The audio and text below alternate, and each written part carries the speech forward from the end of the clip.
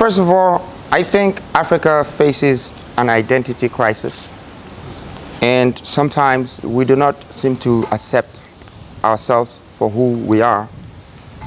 And if we don't know who we are, then how are we going to find ourselves to see who we're becoming? You see, there are black people everywhere in the world. We're in America, we're in Jamaica, we're in Japan, we're in China, we're in America, and we're in England. But every black person that you find them tag themselves with another country. I'm black British, I'm black American, I'm Jamaican, I'm African American, I'm this, I'm that. Yeah. So how many type of black people do we have in this world? That's the question I have for them first. That's the first question I want to ask Africans before I share my words with them. So for me, identity crisis is one thing. That how do we build a society together, a nation that would not be disregarded, but would be accepted and respected within this whole global conglomeration? We need to take stance and a position to claim the value of our race back as black. Because it doesn't matter whether you're from Nigeria, Ghana, or Gambia. If you put us in front of the Chinese man, he doesn't know the countries we're from. Exactly. If you put us in front of the American man, he doesn't know. He just knows that we're Africans and we're blacks. Therefore, we only represent one continent and one race. I just don't want you to be gassed. That if there is no one telling you the truth, I'm sharing this truth with you now. As much as your own hates you, all you have is him. Because no matter what you do, you're always going to be seen as a person in front of you. And if he doesn't respect you, or if you don't respect him, you both don't have respect for yourselves. And if you don't have value for each other, you both don't have value for the world. So Africa is on a rise because great minds have started to think like this and have accepted truly who we're becoming. And becoming who you are is the only time that you're recognized, spiritually, physically, and mentally. And I think that this is the best way for us to get a fundamental mindset development before we even start to develop our buildings and our roads and everything. Our minds, our spirit, the value of our race, our culture, and our heritage value should be restored first.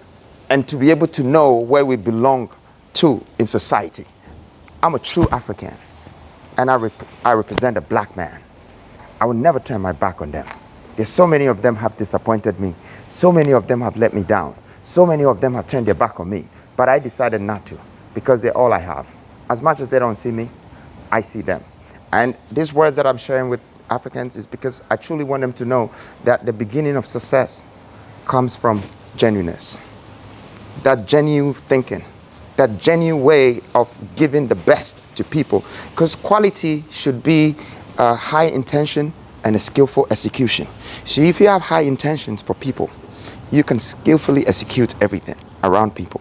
And that's when quality is restored. And quality is value. Value is currency. Currency is the money everybody's chasing. Before we all want to go around chasing money, first of all, we need to build the foundations first. The foundation that will restore a nation is more important than the mindset that will let us go into reclamation. We will be drawn back. We will be set back. Time is now. There is no other time. There is no other day. It is now. The future started yesterday. We are already late. So we should see that as the past has become so painful, historic moments, that pain should become the strength that draws us from our weakness and make today, the present, become a gift. So we can see into the future that what our fathers didn't do, we have to finish it. The dreams that they couldn't actually accomplish, we have to finish those dreams. The mistakes that they did, we have to learn from that. We've had some greatest leaders in Africa. We've had the likes of Kwame Nkrumah, the likes of Gaddafi, the likes of Mansa Musa and Nelson Mandela, and people that even the whole world is looking up to. But yet, we're refusing to adopt these spirits in our forefathers. And we are only trying to find faults amongst ourselves because we have labeled ourselves different. And I would like to end this by saying black British, black American, black Chinese, black whatever, and we don't know who truly we are as black. We're one. And we're the strongest color on this earth. And I say this with courage. Anyone that's listening to me, see, A black man can become Michael Jackson, from Michael Jackson to a white man. But becoming a black man again is impossible. And we are the only color that defines the color in the world. Anybody else have a different skin color, it's a black person. The Indian is close to a Chinese man. The Chinese man is close to the white man. The white man is close to whatever.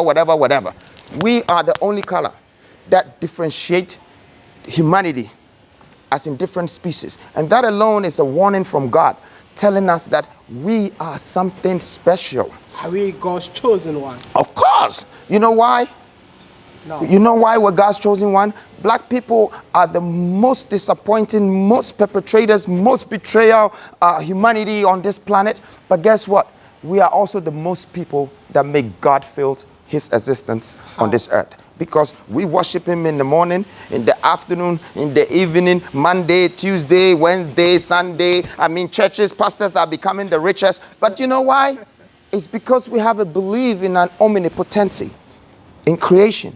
But we're also sinners. See, the real fine-tuned definition of an Adamite is what an African is.